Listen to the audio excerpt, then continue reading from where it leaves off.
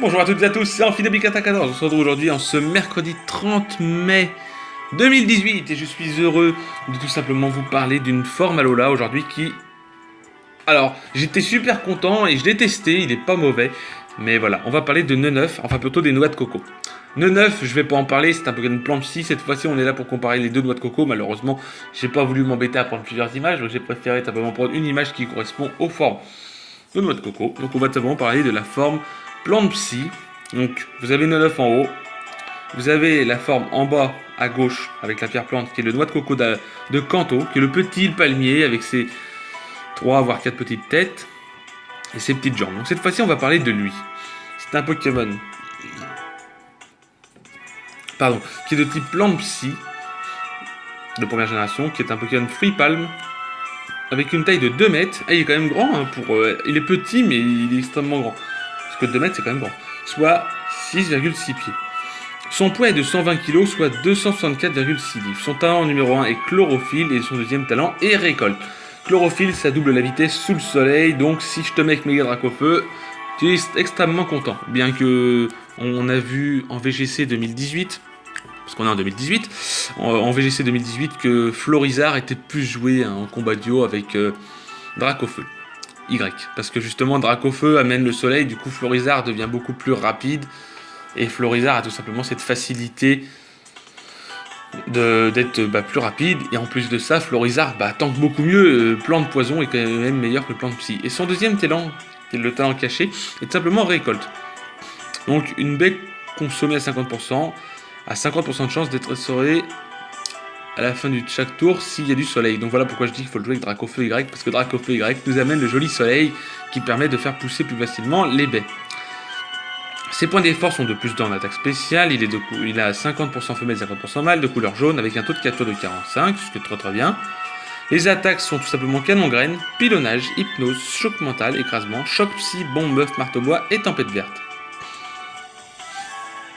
En attaque reproductrice, il a accès à air vénard, barrage, champ herbu, don naturel, échange, force nature, giga sensu, malédiction, pouvoir antique. Oh, c'est pas mal ça, parce que ça peut booster toutes tes statistiques à plus 1, donc ça peut être bien. Racine, rayon lune, synthèse et tempête verte. Donc c'est pas mal tout ça. C'est pas mal. On voit aussi qu'il a accès à Parmure Force en 7ème génération. Et synthèse, voilà. il est de type plante psy, il craint les attaques feu, glace, poison, vol, insecte en x4, spectre et ténèbres. Il a quand même 3, 4, 5, 6...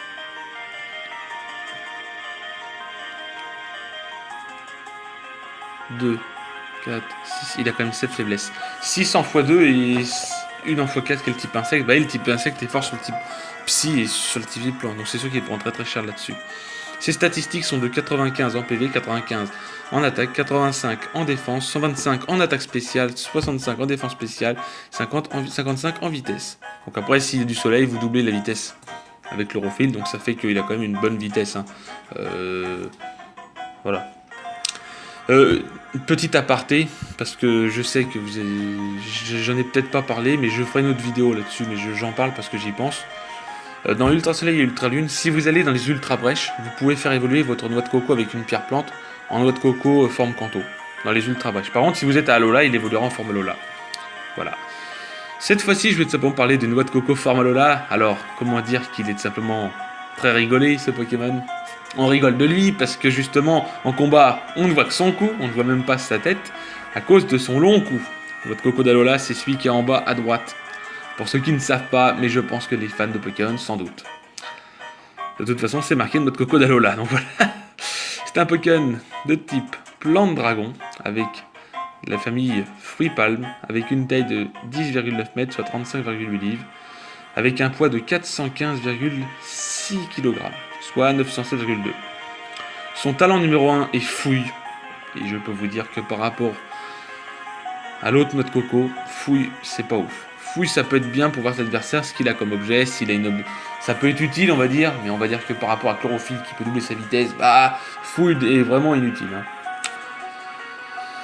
Enfin, on va pas pleurer pour autant, mais c'est vrai que malheureusement, au moins ça veut permettre de savoir quel objet a votre adversaire. Mais bon, il est presque pas joué parce que Le type plante dragon est un bon double type sur un autre Pokémon, mais pas sur lui malheureusement. Ses points d'effort sont en attaque spéciale, et voilà. Il est de 50% mâle, 50% femelle, il est de couleur jaune, son talent fou il dévoile l'objet tenu du Pokémon adverse, et récolte permet de manger une baie à 50% et d'être restauré en fin de tour s'il y a du soleil. Donc voilà. Les attaques sont simplement canon, graine, pilonnage, hypnose, choc mental, Draco Marteau qui est une nouvelle attaque lorsqu'il évolue, choc psy, bombe buff, marteau bois, tempête verte. L'attaque opportuniste, il a les mêmes attaques. Donc voilà. Les faiblesses qu'il a, il a une faiblesse en x4 au type glace, une faiblesse au type poison, une faiblesse au type vol, une faiblesse au type insecte, au type dragon, au type fée. Alors il a une faiblesse de moins que l'autre, mais bon, il a quand même une faiblesse il a quand même, dans tous les cas, il a quand même des faiblesses en x4. Une type insecte, l'autre type glace. Ses statistiques, et c'est là que je vais dire mon aparté après. 95 en PV, 105 en attaque, 85 en défense, 125 en attaque spéciale, 75 en défense spéciale et 45 en vitesse. Ce Pokémon peut apprendre Draco Météore au village flottant. Je préfère le dire parce qu'il est type dragon. Et pourquoi je dis que ce Pokémon, notre Cocodalola, est pas terrible? Bah, comment dire? Moi j'adore notre Cocodalola, c'est un Pokémon que j'apprécie particulièrement. Mais je vais pas vous mentir les gens. Son attaque dès qu'il évolue, c'est Draco Marteau et on voit qu'il est, il a une... Le problème c'est qu'il a 105 en attaque et 125 en attaque spéciale. Alors il est meilleur en attaque spéciale qu'en attaque. Et bon, il peut prendre Draco Météore qui est très bien. Et Draco Marteau est tout simplement son attaque signature qu'il apprend en évoluant. Mais c'est à 100% de précision. Mais le problème c'est que le Pokémon est plus basé sur le plan spécial. Alors bon, il est apte sur les deux plans, hein, je dis pas. Moi je l'ai joué dans mon équipe, j'ai joué dans Soleil et j'ai bien aimé, il est pas mauvais comme Pokémon, donc on peut pas non plus le critiquer. Mais c'est sûr que Game Freak a dû bien se taper des barres. Parce que moi je me souviens, il y avait une image où tu avais tout un groupe de Pokémon Dragon et Noix de Coco rentrait. Et tu vois Dracofeu qui voulait monter, il lui disait non, t'as pas le droit de rentrer. Moi par contre je peux rentrer. Et c'était trop marrant parce que justement, du fait qu'il est tombé choper le type dragon. Après, le faiblesse en x4 au type glace. Il est tout simplement très dommage. Très dommage. Après, le type dragon lui est d'une grande utilité, mais ça fait toujours autant de faiblesse. Voilà. Sur ce, j'espère que cette vidéo vous aura plu en ce mercredi 30 mai. Demain, le 31 mai, nous parlons d'une dernière Formalola. Et vendredi, nous ferons un bilan des Formalola que j'adore. Sur ce, je vous souhaite à toutes et à tous une agréable matinée, journée, soirée. Et je vous dis bye tout le monde.